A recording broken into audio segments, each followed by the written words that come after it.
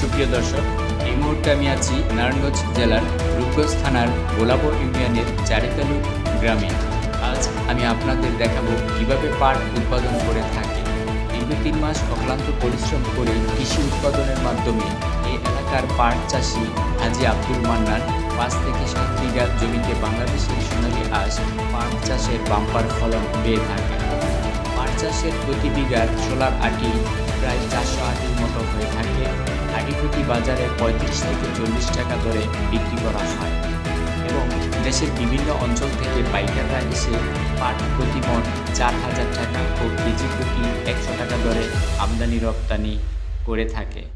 এ পাট দিয়ে রশি, সালা, সোফা, কাপড় সহ ইত্যাদি তৈরি হয়ে থাকে। কিভাবে এই সোনালী আঁশ গড়ে তুলতে হয়?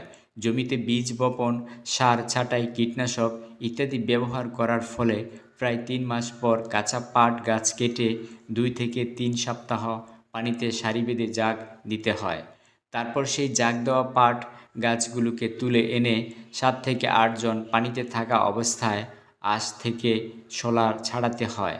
আবার আঁশটাকে ভালো করে রোদ্রে শুকিয়ে নিতে হয়। আর সেই প্রত্যাশায় নতুন কিছু ভিডিও নিয়ে আবারও দেখা হবে। আল্লাহ হাফেজ।